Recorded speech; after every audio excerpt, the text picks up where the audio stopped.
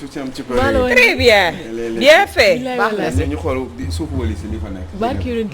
kon ko Sénégalais on leen ni mën nañu fële fii. waaw fële fa ca des fële fa ca des. Khadija bëgg naa la. daga sañse maa la raw. en tout cas super bien ñu bàyyi la nga nuyoo bala ñu dugg ci actualité. Encore une fois d'être sur ce plateau. prêt à avancer sur beaucoup de choses. qui concernent ce pays notamment cette affaire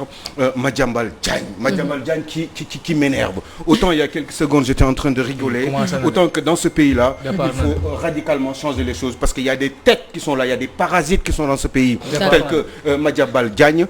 qui doivent être éliminés justement dans le landerneau. bu départ nag dégg tey da nga sañse léegi dafay ànd ak feeling ngay def lu la saf dégg nañ jëli actualité.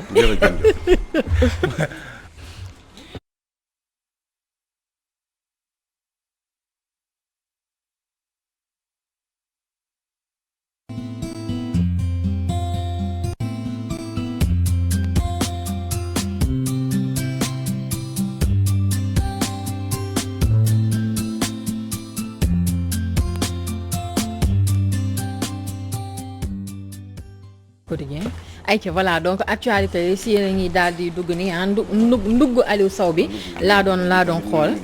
voilà ok yàlla baax na. Karim Wade peut-être ne sera jamais amnistié ak Abdou moom ak Khalifa Sall. d'accord à quoi il joue ce président de la République. On va essayer de donc on va essayer de waxtaan ci li nga xamante moo fi am tey ayca. Walf Quotidien lañ koy dooree luñ boo comme chaque matin ñu ngi koy commencé bu baax bi parti jox ko sucre mu def tey moom da ngay def lu la neex tey jàmm laa pee nga woo chasse aux Sénégalais de Gambie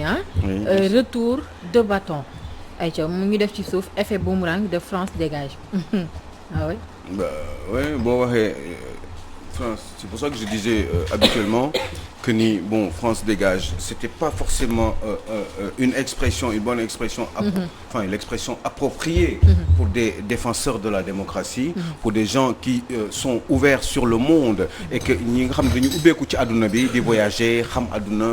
di dem di ñëw am ay mbokk étrangers ak yi demee noonu ce ne serait pas une bonne idée d'avoir justement cette expression inappropriée à mon sens France dégage ça ne veut absolument rien dire à part frustrer justement ñi nga xam ne ñoom ñoo nekk ay français ba pare am lu ñu séq ak Sénégal il y a des Sénégalais qui sont des Français il y a des Français qui sont des Sénégalais il y a des Sénégalais qui vivent en France depuis des années la France et le Sénégal dañu am benn histoire boo xam ne daf fi nekk sauf que histoire boobu rek la ñu war a rééquilibrer waat dans les intérêts des deux pays donc intérêt des deux pays du dara lu dul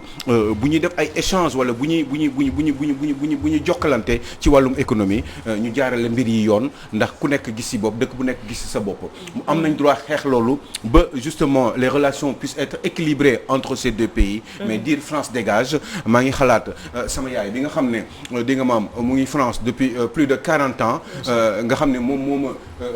dimbali bu yeesoo yàlla yonent bi ak Serigne Touba parce que xaw ma bu dul woon moom man lan laay tekki parce que je ne suis pas forcément le plus intelligent mais j'ai eu la chance d'être dans des grandes écoles d'être à la Sorbonne def droit notarial mu ñëw ëpp ko doole ëpp ko xam-xam moom mi ma jur parce que dafa amoon le bon réflexe d'aller dem France pour dimbali un jour ay njabootam après yóbbu leen pendant que j'étais encore très jeune ce qui fait que j'ai eu beaucoup de chance d'être en France jox ma ay diplômes jox ma ay bourses le Sénégal ne m'a jamais donné de bourse France moom mën a jox pourtant j'ai lâché la France pour revenir au Sénégal donc France-Sénégal benn la quand on dit France dégage ça me surprend un peu parce que cette dame quand elle partait c'est parce que dafa amoon yaakaar ne bu demee ci dëkk yooyu dina ci génn te bu ci génnee dina mën a yóbbu ay ñaari doomam tey ñi nga xam ne xaw nañu tane tuuti ci àdduna xëy na sax ñooñu bi ñuy dem xamuñu woon fan la lan mooy gaal lan mooy pirogue xamuñu woon yoon bi xamoon nañ rek dañuy dem ci dëkk tubaab yi ñooñee tey jii ñoo sant yàlla ba dellu si waat fii taxaw Sénégal di défendre les causes de la République di défendre les intérêts de ce pays qui est le nôtre fi nga xam ne moom lañ juddoo pays yi nga xam ne moom mooy jox ay repères donc France Sénégal c'est la même chose quand j'entends France dégage ça me gêne beaucoup surtout que j'ai des enfants qui sont métis yaa ngi dégg qui aiment le Sénégal ñoo xam ne dañuy jàppale ay xale yu ndaw di jàppale Sénégal ñooñu bu ñu déggee France dégage dañuy choqué dañu naan mais finalement papa man ci lan fan laa bokk ak ban côté laa bokk donc expression boobu c'est inapproprié ce n'est pas bon le Sénégal doit défendre ses intérêts défendre intérêt réew mi bu fekk nañu war a seq ci wàllu économie entre Sénégal ak France ñu équilibrer mbir yi ba nga xam ne Sénégal kenn du ko nasaxal comme la France le fait depuis des années mais loolu la France si la France le faisait depuis des années c'est parce que c'était en complicité avec ces gens qui sont dans le pouvoir nga xam ne au lieu de défendre les intérêts du pays ils défendaient leurs propres intérêts loolu moo tax ngay gis ay hommes politiques yi nekk fii di nekk ay milliardaires parce que dañuy signer ay contrats yoo xam ne ñoom dañ ci am ay rétrocommission yooyu moo tax ñuy nekk ay milliardaires homme politique Sénégal rek ngay gis nekk ay milliardaires Fatouka. moo tax nag li France dégage moo dal Sénégal fële ca Gambie. jamono jii nii Gambie. Sénégal dégage mooy slogan bi fa am ñi ngi taal ay gaal yoo xamante ni ay sénégalais ñoo ko yor di dàq yeneen sénégalais ñuy dem di laaxatu ci yeneen i village yoo xamante ni ñu ngi féetee foofu ca Gambie mu mel ni ñu bëggatulee France fii ci réew mi Gambiens yi noonu la ñu bëggatulee Sénégal foofee ca Gambie. te Afrique du Sud defoon nañ ko il y a quelque temps si vous en souvenez. Afrique du Sud defoon nañ ko ay les frontaliers les Zambiens ak yi demee noonu les Nigérians donc loolu ce n'est pas une bonne idée boo yàggee di voyager vous savez Fatou moi j'ai fait les 5 continents ci àdduna bi gis naa façon nit bu nekk gis naa les yeux bridés j'ai des amis qui sont beneen yeneen karaw la ñu am aborigène sax am naa ko comme xarit aborigène xaw ma nag vous en souvenez ñooy originaire de l'Australie ay nit ñu la ñu avec les cheveux lisses un peu teint marron ba pare avec un gros nez ñooñu foofu la ñu juddoo te ñoom moom Australie à la base avant tubaab bi ñëw di fa immigrer donc des gens comme ça gis naa façon nationalité bu nekk donc bu ma gisee ñuy dàq ay nit wala di contre ay nit yaa ngi dégg mes enfants qui parlent allemand je me dis mais damay bu ma boolee loolu yëpp du ma bëgg nit di dàq nit wala parce que pour man nit benn race moo am mooy la race humaine te l'essentiel mooy dëkk ak sa culture bi ñu tàmm ak seen doxalin yi ñu tàmm boo fa nekkee na nga ko respecter rek respecter la culture de ces pays là et que vous en arrêtez là adaptez-vous à la culture du lieu dans lequel vous vivez loolu moo am importance tubaab bi bu ñëwee Sénégal mu nekk sénégalais tubaab bi bu demee sénégalais bi bu demee Gambie mu adapté aux règles et aux coutumes de la Gambie waaye li bon kay moom mooy li Gambie di def tey jii nii Sénégal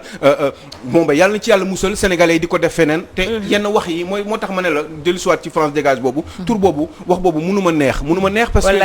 parce que ce n'est pas bon même bu fekkee ni sax je pense que quelqu'un comme Guy Marius Sagna qui se félicite d'ailleurs pour sa sortie kooku ñoom bu ñuy véhiculer idée boobu je reste persuadé que ni expression bi rek la ñu xamul wala peut-être dañ ko sànni nii rek pour peut-être défendre la cause africaine en général et sénégalaise en particulier mais ce ne sont pas forcément des gens qui sont mauvais wala dañu bañ tubaab yi wala doon je pense que Guy Marius est un garçon ouvert sur le monde Frapp France dégage ñi fa nekk ay nit yu ouvert la ñu mais moo boobu bi muy génn peut-être daf leen rëcc mu dem ba sonner très bon à l'oreille ñu yaakaar ni c'est une bonne idée mais ci wàllum diplomatie et relationnel sur le plan international ce n'est pas forcément une bonne chose c'est absolument inapproprié et ce serait une bonne idée qu'on dise autre chose que France dégage je n'ai pas envie qu'on dise Sénégal dégage quand je suis en France man aw ma envie ñuy wax Sénégal dégage bu ma nekkee France aw ma envie di ñu may dégg ñuy wax Sénégal dégage bu ma nekkee Allemagne parce que j'y suis aussi yaa ngi dégg donc je n'aime pas ça et je ne veux pas ça je ne veux pas non plus en Afrique du Sud qu'on dise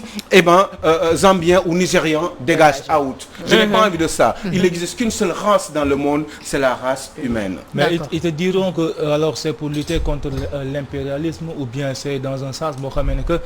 pour lutter li ñuy wax maanaam néocolonialisme bi nga xamee ne que moom la ñu nemmeeku présentement moo tax ñu créer le terme là. Quand on lutte pour l'impérialisme quand on lutte pour quoi que ce soit la meilleure manière de lutter et d'espérer gagner c'est de travailler en profondeur en posant des actes solides nag ak wax du bokkul il faut absolument éveiller les populations wax leen comment ils doivent faire pour s'approprier leur propre indépendance leur propre souveraineté te pour loolu ñoom il faut ñu commencer comme ni ñuy def di waxtaan moo tax des fois je ne suis pas content de Guy Marius Sagna quand je l'entends quand je le dis souvent Guy Marius Sagna m'a fait perdre quelques semaines dans ce pays parce que tout simplement il était en prison te bu nekkee prison li mu war a liggéey du ko liggéey waaye vous démb génn na prison tey nee na siège Frapp France dégage dafa nar a def benn conférence de presse alors il va continuer encore à dérouler mais Guy pendant ce temps-là il y a quelques semaines il y a 2-3 semaines il y a un mois en arrière pertoon nga liggéey bi nga waroon def yëpp arrêté woon nga ko parce que des gens vous ont interpellé et vous ont gardé à vue et c'est sa 33e donc arrête wax naa la ko ci plateau wax naa la ko lépp il faut arrêter d'aller en prison parce que tu me fais perdre du temps et j'ai envie que tu sois à l'extérieur parce que dama gis ni am nga njëriñ à l'extérieur yow ak ñi la wër donc réfléchis sur les stratégies en évitant de se mettre il faut faire du fractal comme je dis parce qu'il y a le frontal et le fractal da ngay buuxante koo xam ne dafa bari doole char de combat et cetera defal fractal mais fractal bi mooy da ngay dagg day mel ni garab boo xam ne chaque jour boo ñëwee waaw di dagg ndànk da ngay jékki-jékki un jour rek ñu ne garab bi ne rës fekk gii moom yàgg na commencé di ko dagg daal di ko def ay fraction ba nga jékki-jékki un jour rek garab bi buy daanu ñëpp lay bett Aïcha bala ñoo dem ci Madiambal Diagne man sax maa ngi koy wër moom Madiambal si ban quotidien la nekk mais laataa may gis quotidien bi Madiambal Diagne nekk damay daal di dëkk ci le mandat ñoom ñu def ASA-UNA li nga xamante mooy journée mondiale contre la tuberculose ces chiffres choquants tuberculose mi ngi rey ñu bëri ci dëkk bi bah oui plus que alors je sais pas 100 fois plus que la Covid tuberculose mi ngi rey waa Sénégal te pourtant kenn waxu ci cancer aussi mais nii tuberculose la mandat wax mi ngi rey waa Sénégal des centaines de milliers de Sénégalais ñi ngi dee donc il faut absolument que Sénégal mu jóg si nii ñu jógee ci Covid 19 yi maa ngi leen ñaan yàlla Covid bi jóge comment dire ça s'arrête définitivement pandémie bi ñu enrayer ko de la population mondiale de ce monde de ce bas monde mais bu weesoo loolu il faut absolument yeneen feebar yi surtout les maladies tropicales ñu fexe ba arrêter ko te pour loolu il faut qu'ils mettent les moyens ñu mettre les moyens ci Covid-19 bi ñu mettre les moyens sur la tuberculose sur le cancer et sur les autres maladies yi nga xam ne mi ngi rey surtout les pays sous-développés donc pour le cas de cette tuberculose là il faut aller lire le mandat d'aujourd'hui parce que am na yu am solo yu nekk ci biir yoo xam ne ñu ngi koy wax di expliquer pourquoi c'est choquant ces chiffres qui sont choquants parce que ça n'arrête pas d'augmenter chaque jour yaa ngi gis nit ñi nga xam ne dañu am tuberculose ñi ngi bëgg a dee xool leen ci mbedd mi ñëpp a ngi sëqat ñëpp a ngi sëqat sénégalais dañu feebar dañu sonn te pourtant loolu waxuñu ci on parle que de Covid des vaccins achetés à des millions kenn xamul ou des millions de dollars ou des milliards j'en sais rien de francs CFA donc je pense que ni loolu il faut que ça s'arrête à un moment donné bu lii bu paree jóg leen ci maladie yi faj leen doomu ñi am cancer yi faj leen ñi am tuberculose parce que dafa metti te am ñoo xam ne ñi ngi dee amuñu ku leen faj parce que tout simplement kenn faalewu leen parce que cette maladie ne s'appelle pas Covid 12800 Thioro baal ma damay joxe juste le chiffre muy 12808 cas de tuberculose la ñu am en 2020. xam nga lu ko andi feebar buy wàlle la. comme Covid. feebar buy wàlle la. alors que Covid bi xam nga temps la rek bu mu am nii te ñu ngi koy soog a découvrir te tuberculose nekk na feebar boo xam ne ni yàgg na ci Sénégal depuis jamonoy maam presque dañuy wax ne jamono jooju sax ñoom la ëppoon lu mu daan dal parce que daf leen daan dal comme Covid ni mu sonalee nit yi daf leen daan dal te duñ xamuñu woon exactement feebar bi ndax existé woon na wala existé wul entre temps nag lañ ko soog a découvrir xam ne lii tuberculose la te tuberculose comme Covid ni muy wàllaatee noonu lay wàllaatee déjà ki ko am rek dañ ko war a ber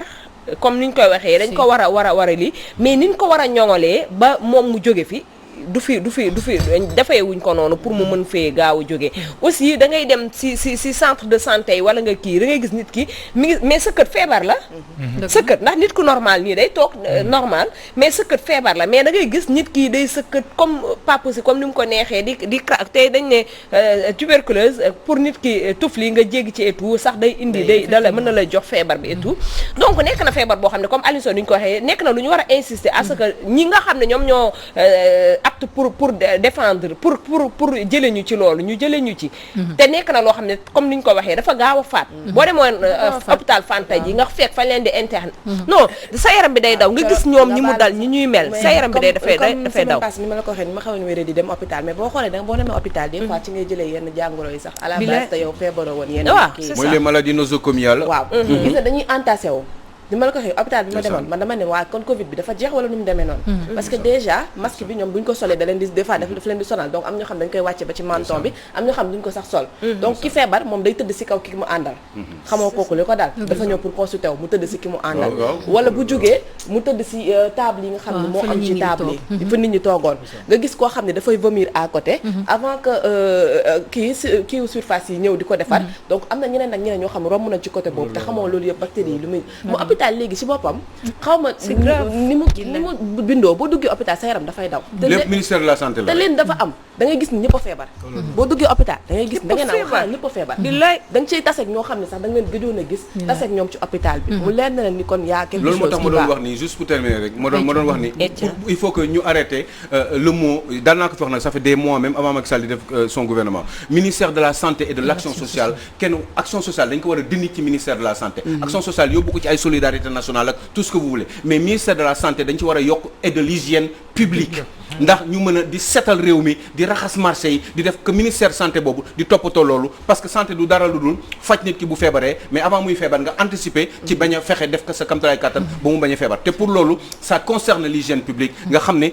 service d'hygiène dañ koy jël boole ko ci ministère de la santé mu doon un ministère et de la santé et de l'hygiène publique yàgg naa ko wax nag xëy na boo leen ko deful bés bu beneen gouvernement ñëwee dinañ ko def ndax aussi Sénégal bi ñun ay borom xel lañu te dañu bëgg mbir yi avancer donc j'interpelle Abdoulaye Diouf Sarr bi nga xam ne wax dëgg yàlla nee na mi ngi rayante pour que Covid bi dem parce que ça serait son succès mais na def la même chose pour ceux qui ont la tuberculose parce que nee naa leen feebaru tuberculose bi jéggi na dayoo Sénégalais yaa ngi dee chaque jour Fatou yaa ngi koy cité léegi dans le quotidien Le Mandat d'accord ayca dañuy jeexalee ak L'As Aliou Sow L'As quotidien organisation des locales man nag local dama yaakaar ne ku gudd fan dëgg moo ko nar a fekkee de la majorité opte pour février 2022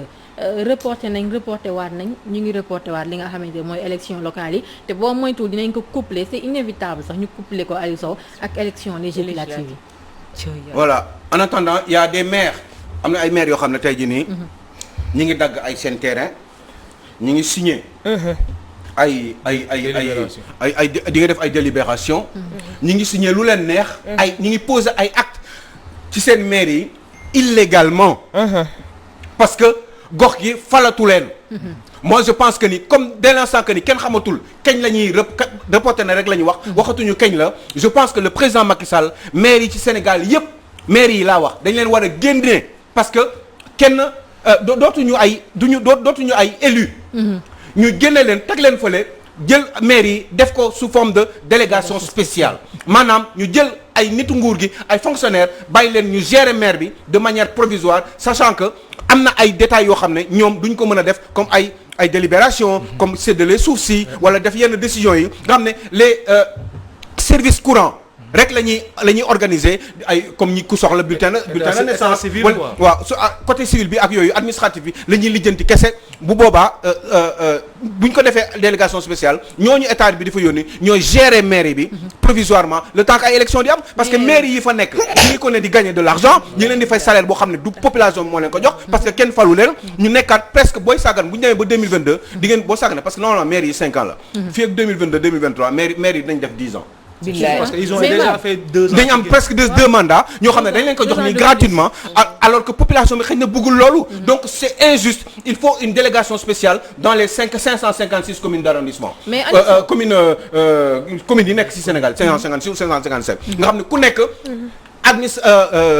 nguur gi moo yónni ay nit ay fonctionnaires ñuy gérer les affaires courantes en attendant c'est tout maire yi fa nekk génn fa dem toogi na le comme seen morom yi parce que kenn falatu leen nguur gi ban intérêt la ñu am si le fait que ñuy reporter à chaque fois les locales ban intérêt lañ xam nga ici ce pays là c'est un pays mauvais c'est que c'est des ay fii dëkk bi ay dëkku naafeq ñoo fi nekk dëkk bi nit ñi ay nitu waxkatu dëgg nekkuñu fi ça fait des années ñuy am ay problèmes ci ay calendrier républicain ñu ne ñun on est dans un pays de démocratie ce n'est pas possible waruñu toog pendant 2 ans 3 ans ne parce que daf leen neex rek lépp ci ay calcul la pas Fatou dañu amul temps fii ci émission bi pour wax li ñu bëgg a waxee sinon kon mu leer nañ dama ne ñi def li yëpp ay calcul la seen aqulaay taala ñemuñu jël kaamil comme kaamil la waata xew jël kaamil waat ne ñoom li ñu def ne ba amuñu si ay calcul xam nga lan moo leen tax a jóg dañu koy pousse parce que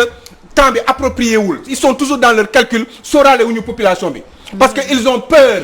muy ñoom muy une partie de l'opposition mën naa la qui est complice jàppale tuuti rek ci li ngay wax noonu Aliou Sow parce que bu ñu gisee démarche bi nga xam ne ni actuellement ñi nga xam ne ñoom ñooy waa APR ñu ngi koy doxee président Macky Sall ak i ñooñam dañuy gis ne pour ñu koy pousse ak poussaat daf leen di arranger parce que bu ñu dee xool ni ki démb rek maa ngi gis benn réunion boo xam ne ni Pikine Ouest la amee benn leader boo xam ne ni APR la moom moo ànd ak Pape Gorgui Ndong dama koy tudd muy Rama Maki Ba Rama Maki démb rek def na benn réunion boo xam ne biir Pikine Ouest gis nga lecture bi ma ci am man cooro mooy Rama Maki dañu bëgg a jëlee foofu PAM donc pour teg fa Rama Maki xam nga lu tax ci gox ak goxaat yi wër yëpp APR loolu la bëgg a def placer fa seeni ay maire ñu toog fa pour l'instant pour téye dëkk bi loolu la stratégie boobu la ñuy préparer te loolu la président Macky Sall la bëgg moo tax jógee gu fi président Macky Sall même bu fi jógee ki mu bëgg mu toogaat fi ci ay wéyam la ci ay waawam la bëgg mu nekk te xam nañ ne information bi am mooy que président Macky Sall li mu bëgg mooy teg loxoom ci Ndakaaru loolu tam tax na Barthélémy Diaz ak Khalifa Sall actuellement Barthélémy boo dee xool barki démb seen doxu mbokk bi ñuy def fan yi ñu ngi Wakaam ñu ngi fi Yoff ñu ngi feneen ak feneen ñoom tamit dañ leen di wan ne dañ leen di bëgg a jiitu ci paaka ci barma dañ koy yeggali ci la jiitu leen waaw kay dinañ ci ñëw ci laatoir waaw ba tey mën a def intervention ci loolu Pathé nañ ko tënk ba ci laatoir nga mën a intervenir foofu parce que actualité bi